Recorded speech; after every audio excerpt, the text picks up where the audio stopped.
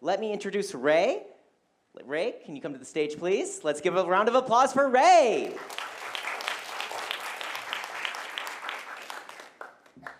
Hello everyone, my name is Ray. My topic is Trapped in Time. I was 40 years old and had owned my clock shop for 13 years. I had loved clocks since I was young. I often took clocks apart and even put them back together. Because of that, I became very good at fixing clocks and later started selling them in my shop. One morning, I suddenly remembered that the customer was coming to pick up a clock that I had forgotten to repair. I quickly found the clock and prepared to finish the job. Not long after that, the customer arrived. He was an elderly man who had brought in a beautiful old wall clock that had stopped working. Feeling a little embarrassed, I had almost forgotten. I quickly took out a new battery and tried to put it into the clock. It accidentally dropped in my cold lemonade. I took it out, wiped it, and put it inside the clock. The moment the clock started ticking again, something strange happened.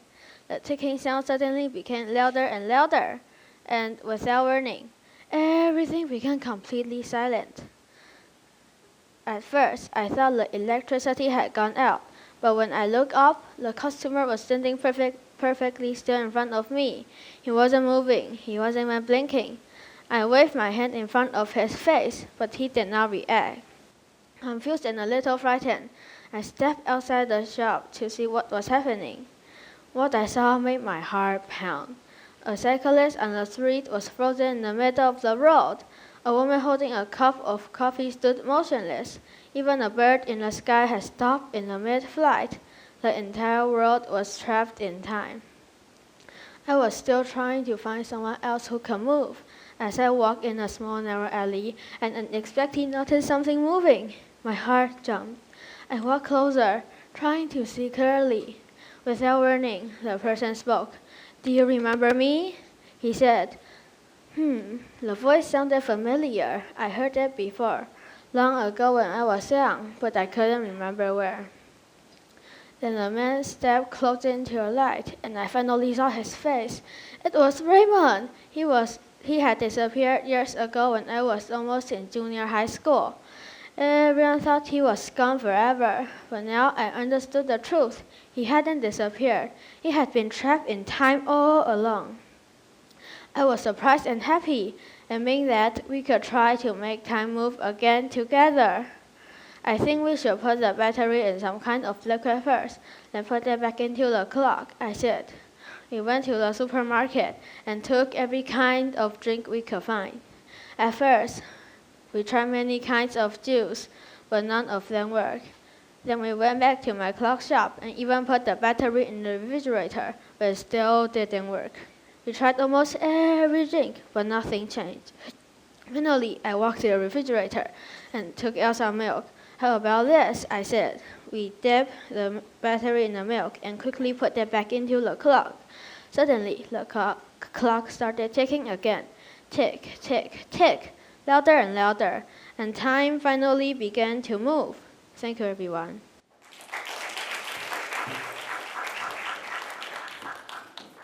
Very much, Ray. Let's give him another round of applause.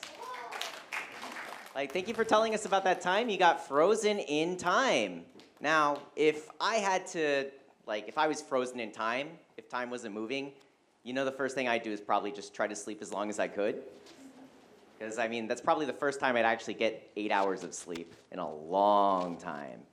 And then afterwards, I don't know, it'd be kind of boring, actually. Everyone would, not be moving, but maybe I could, study a new language.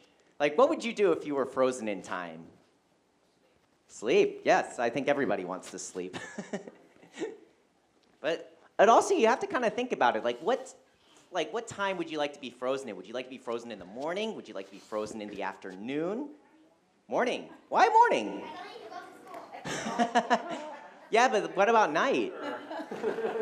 What about night? You can eat dessert as long as you want. Okay, it's a good idea. Anyways, next up, we have Ken. Ken is going to tell us about what he's going to do at the end of the world. So give a round of applause for Ken.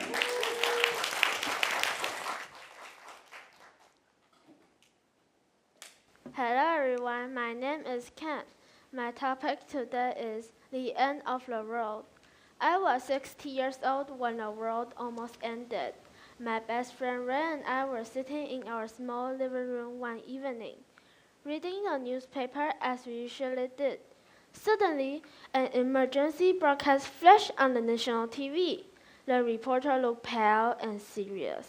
He explained that a dangerous scientific experiment had gone wrong. Something had released into the atmosphere, and strange zombie-like creatures were expected to arrive on Earth soon. Ray and I stared at each other in disbelief. The government ordered everyone to leave their homes and report to the nearest community hall for safety. We hurriedly packed our emergency bag with water, a first aid kit, flashlights, and warm clothes. Outside, the streets were filled with frightened people rushing to safety. Large buses arrived and ferried us to the community hall, where hundreds of residents had gathered. Police officers surrounded the buildings, heavily armed and ready to protect everyone inside. The atmosphere was tense. No one spoke much. Everyone kept looking nervously toward the sky, waiting for the creatures the news had warned us about. Soon, we heard the loud roar of an airplane above us. A large dark plane appeared in the sky, flying slowly over the city. Suddenly, the back door opened, and thousands of strange figures jumped out with parachutes. When they landed, the crowd gasped in horror. The creatures looked terrifying. The police quickly began firing their weapons, but the creatures did not fall. Instead, they rushed forward and attacked people. Everyone who survived their attack slowly began turning into one of them. Panic spread everywhere. People ran in every direction as the number of zombies quickly increased. I tried to stay close to Ray, but suddenly one of the zombies grabbed him from behind. I shouted and tried to pull him away, but it was too late. Ray's eyes changed, and his face became strange and lifeless. My best friend had become into one of them. Just when it seemed like humanity had no hope left, a loud sound echoed from the sky. A military helicopter appeared above us, releasing the bright mist into the air. At the same time, the humans who had turned into zombies suddenly collapsed to the ground. Moments later, they opened their eyes.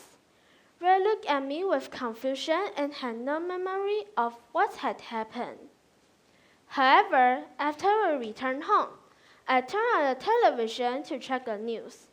For a split second, a black screen appeared with white text that read, "Phase 1 successful. Prepare for Phase 2. Then the normal news returned. I looked at the bright sun outside, but all I could feel was a terrifying chill. Thank you, everyone. Let's give Ken another round of applause. Thank you very much. That was a very interesting story. And actually, I don't know what I would do if I found myself to be in a video game, kind of like that, a simulation. I would just die. You would just die? Why would you just die? Why fight them? Why? Why fight this? Well, I mean, like if you die, you come back to life again, you know? I'll be the sacrificial lamb. I'll save everyone. Okay. Mika's going to be teacher Mika's going to be the hero. I'll be the sacrifice. Wow. All right, well, next up we have Anne, who's going to tell us about a time she was home alone. So let's give a round of applause for Anne.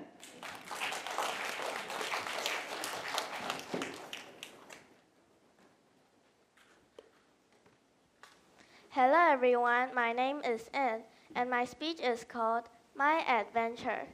Bye Anne, we're leaving. Remember to feed the dog, said Mom. As I woke up, I heard my mom's voice, so I quickly made my bed and gave my dog some food. Today was a special day because my parents and sister had gone to the open house, so I had to stay home alone all morning. It was my first time staying home alone. I felt a little nervous because the whole house was quiet. but I didn't want to think too much. I started listening to music for a while to calm myself down.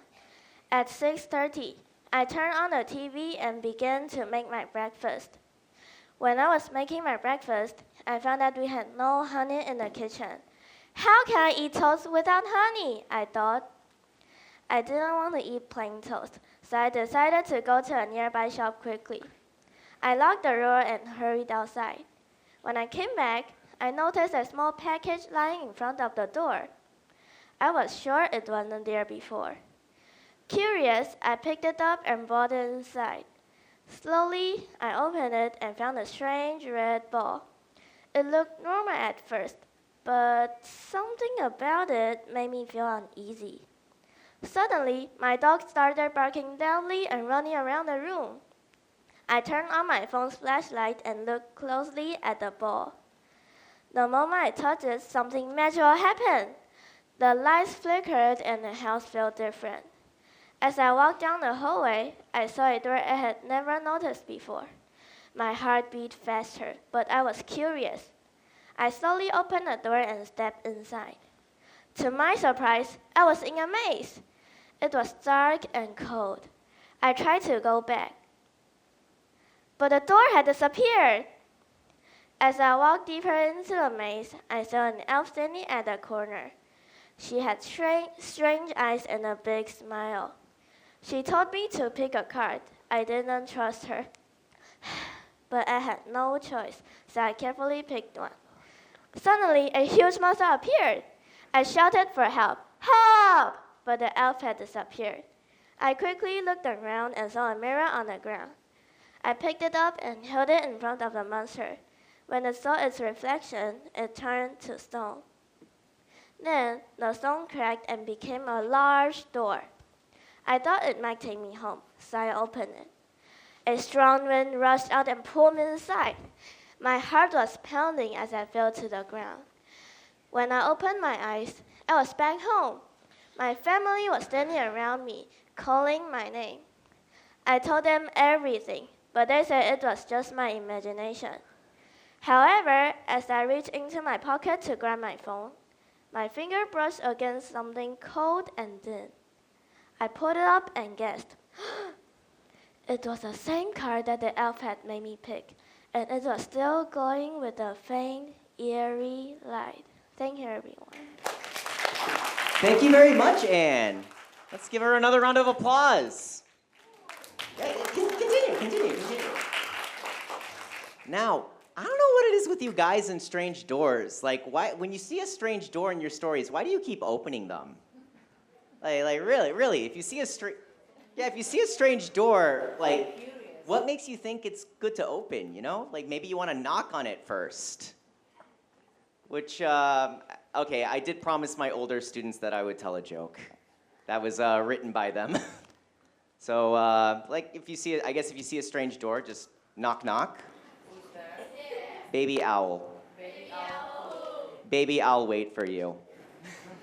That was written by those students, so give them a round of applause. Minus 100. No, plus 100 for that. That's good material. All right, next up, we have Phoenix. Phoenix is going to tell us about the time he was stuck in the sky. So give him a round of applause.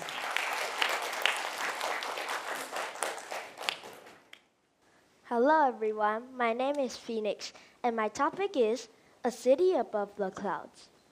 Alert! The plane is crashing! Repeat, the plane is crashing! Please take out your oxygen mask from under your seats.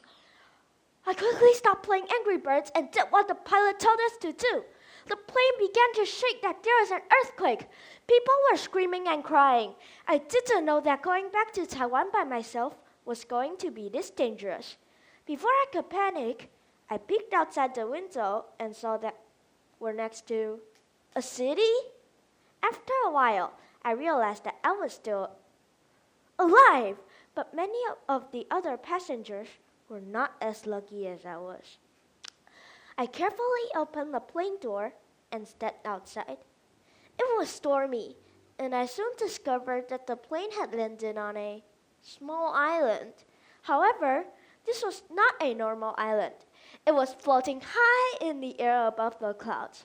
Soon, my stomach growled, reminding me that I was still hungry.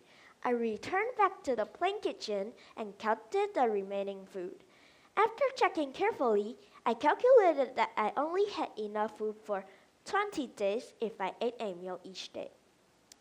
Over the next few days, I explored the floating island.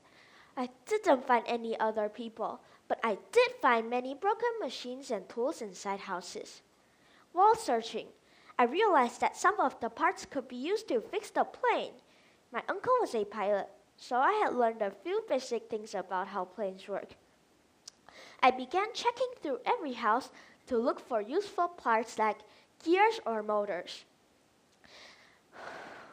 After working for almost a full day, I found a motor and 2 large gears. However, I needed 1 large gear and 1 small gear.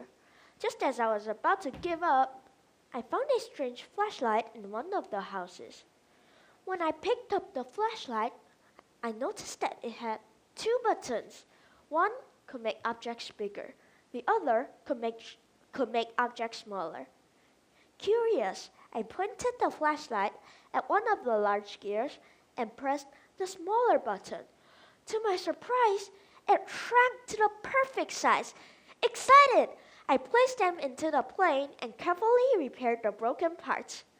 After that, I practiced the controls, remembering everything my uncle had taught me. Sometimes I failed by starting the engine. Other times, I almost crashed, but I kept trying. Eventually, I realized that I only had enough fuel for one last flight. With shaking hands, I stepped into the plane for one last time. If I failed, I would die, but if I succeeded, I could return home. I started the engine and guided the plane into the sky. I felt hopeful as I saw Taiwan in the distance. However, just as I was getting close, the fuel ran out. I knew I only had one chance to survive, so I jumped out of the plane before it crashed. I fell in the ocean below and landed safely in the water. As I floated there, waiting for help, I felt extremely thankful to be alive and grateful that I had made it home. Thank you, everyone. Let's give Phoenix another round of applause. Thank you very much.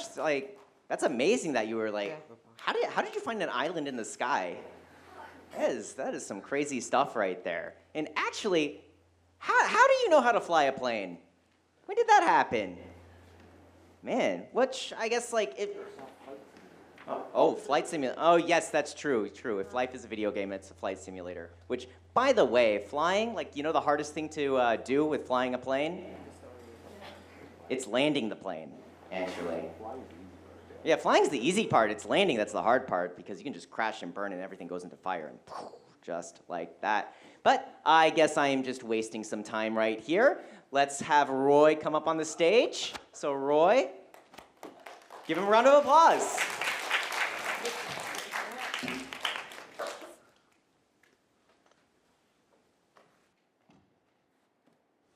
Hello everyone, my name is Roy. My topic is The Strange Road. One day, the bell rang and everyone sat on their seats. Suddenly, a strange voice started talking and everyone listened. The Strange Road store has been opened. We will pick 10 players from different countries to play a game. If you can't beat the game, you'll die inside. Some players will get special abilities to help them. The winner of the game will get $1 billion. After the voice finished talking, everyone felt frightened, but I felt relaxed because I thought there was no way I would be chosen. The strange voice began to list the players one by one. When it said the 10th player, I was shocked. It was me. Before I could react, a hole appeared under my chair, and I fell straight down. I landed in the basement parking lot. The strange voice spoke again and told me that my special ability was 3 chances to dodge attacks. After that, I saw a letter on the floor. It said I had to follow 3 rules to beat the game. Rule 1, never turn your head when someone calls you. Rule 2, Find a ticket machine and answer a question to get a license plate. Rule 3. Put the license plate on a car with no license plate, and you beat the game. After reading the letter, I began searching for the ticket machine, but it felt impossible to find. Suddenly, I heard someone call my name. Without thinking, I turned my head back. A hand appeared and began squeezing my head. Ah! I thought I was about to die, but a glowing shield appeared around me, and the hand shrank back into the darkness. However, other players were not so lucky. 5 players turned their heads and died instantly. Then I noticed a big hole in the wall. I jumped through it and finally saw the ticket machine. When I reached the ticket machine, a question appeared on the screen. Do you think the game is good or bad? I answered bad, because many people had died. Suddenly, the same hand returned and tried to crush my head again, but my shield saved me again. Realizing my mistake, I answered good this time. Then the machine printed out the license plate for my car. Players kept dying around me as they failed to answer correctly. Holding the license plate tightly, I walked out of the ticket booth, and a huge monster appeared and chased me. I quickly ran across the parking lot, searching for the correct car, but the monster was faster and caught me. Just as it was about to slash me, my final shield appeared and blocked the attack. Finally, I spotted the car without a license plate. I attached the plate, and everything went bright. In the next moment, I was standing by my school. When I turned on my phone, I saw that I had $1 billion in my bank account. I had actually beaten the game. Later, when I checked the news, I learned that I was the only player who survived. Everyone else had died in the game. And I realized staying alive was better than $1 billion. Thank you, everyone. Thank you very much, Roy. Give him another round of applause. So now that you're a billionaire, Roy, do you mind sharing some of that money? I mean, have you seen flight tickets prices these days? They're a little expensive. Yeah, you guys know what I'm talking about. Yeah, and I like, it would be nice to kind of go back to France again. I got some things to do in Paris. Anyways, next up we have Aria. She's going to tell us about a time she got a strange phone call. So let's give her a round of applause.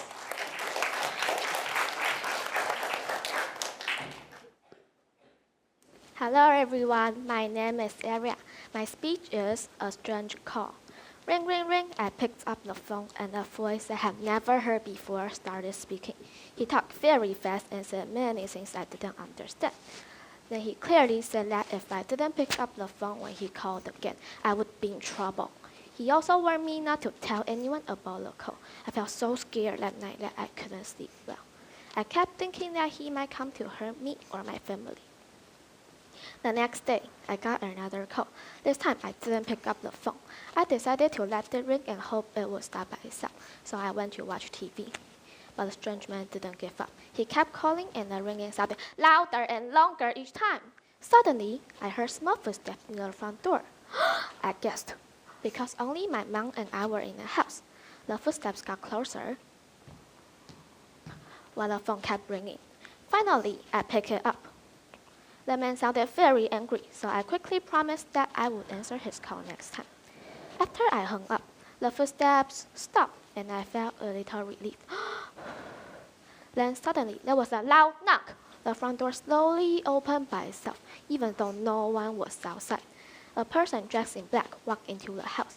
My mom saw him and tried to fight back, but he was too strong. When he punched my mom, she became dizzy and fell to the floor. I realized how strong he was, so I ran into my room and locked the door. However, after only a second, the door opened. The man grabbed my arm and dragged me outside to a car. I struggled and fought with all my strength, but it didn't work. Soon, everything went dark and I passed out. When I woke up, everything looked strange, like I was in a different world. I saw many robots walking around a large metal room. I quietly explored and noticed another room with candles and a large, dangerous-looking robot inside. I quickly ran back to the room where I woke up and found a telephone. I tried calling for help, but no one answered. For 3 hours, I stayed silent and waited. Later, a robot came in and gave me food. This happened every day for several days, and I began to feel trapped and confused about where I was. After a few days, the Sandman in black returned and told me to get into the car again. Soon after, I fell asleep. When I woke up, I was back at home, like nothing had happened. The man warned me one last time not to tell my mom about what happened before disappearing. The next day at school, everyone asked where I was, even though I couldn't tell. I told my friend that someone had taken me to the future. My friend didn't believe me and said I was lying. Sometimes I even wonder if it was all just a dream, but deep inside, I know it really happened. Thank you, everyone. Let's give her another round of applause. And this is also why I don't answer strange calls on my phone. Usually like when you get a call on your phone, like it'll say the number, and next thing you know, like if you pick it up, like they'll try to get you to buy something. Usually it's a scam. Next thing you know, you wake up, you're probably like in a different country. But not the one you want to go to. Anyways, so being kidnapped to the future, hey? Okay, next up, we have Kimberly, who is going to tell us not about a time she got kidnapped into the future, but when she got lost in the mountains.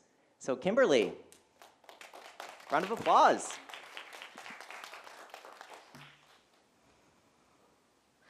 Hello everyone, my name is Kimberly. My speech is called Being Lost in a Mountain. Last week, my parents told me to prepare things we needed for a hiking trip. I was so happy and excited because I love to go hiking with them. Early in the morning, I quickly put my water bottle, some snacks, and my jacket into my bag before heading to the mountain. We went there by bus, and the weather was cool. I was really excited to see the beautiful view. After walking for a long time, we finally reached the middle of the mountain. I was getting very tired, so I sat down on a bench to rest while my parents walked a little further. Suddenly, something unexpected happened. A thick mist covered the mountain, and soon I could hardly see anything around me. The path disappeared into a fog. I stood up quickly and tried to find my parents, but they were nowhere in sight. I began to feel nervous. Then I heard a strange sound coming from the rocks nearby. It sounded like something moving. My heart started beating fast. Mom, Dad, where are you? I called out, but there were no answers. That was the moment I realized I was completely lost in the mountain. Overwhelmed with fear, I dropped to the ground and hugged my knees tightly, burying my head as my heart pounded loudly in my chest. The mountain felt silent and endless, and I didn't know what to do. Suddenly, I heard a soft whistling sound. At first, I thought it was just the wind, but when I looked up, I saw a beautiful bird perched on a rock nearby. Its feathers shimmered blue in the light. It was a blue-bellied pheasant. The bird tilted its head and cawed again, as if it was trying to tell me something. The bird fluttered its wings and flew a short distance ahead, then stopped and looked back at me. It was as if it wanted me to follow. I stood up slowly, still a little scared, but something about the bird made me feel safe. Step by step, I followed it through the narrow path of the mountain. Sometimes it disappeared behind the trees, but then I would hear its soft whistle again. I realized the bird was guiding me. Even though the mist was still thick, I felt less afraid because I was no longer alone. Finally, the mist began to thin, and I saw two familiar figures shouting my name near the trailhead. I ran toward my parents and hugged them tightly, relieved to be safe in their arms at last. As we slowly walked down the mountain together, I kept thinking about what had just happened. I told my parents everything about the mist, the fear, and the mysterious bird that guided me back. They listened carefully, but they were not sure if it was real or just my imagination. However, deep in my heart, I knew what I saw. That moment taught me to stay calm, even when I feel scared, and to never give up hope. Even now, whenever I think about that day, I can still hear the soft whistle of a blue-bellied pheasant, reminding me that sometimes help comes when we least expect it. Thank you, everyone. And let's give her another round of applause. Thank you for sharing that story, Kimberly. Actually, most of the time when animals have tried talking to me, they usually ask for food. But my neighbors actually have a pair of parrots, and I like to say hi to them. I try to talk to them. Usually, when I go outside, I'm wearing my running gear, I'm ready to go. I say hi to the parrots, and the parrots look at me and they say, "Ah, go away." Yeah.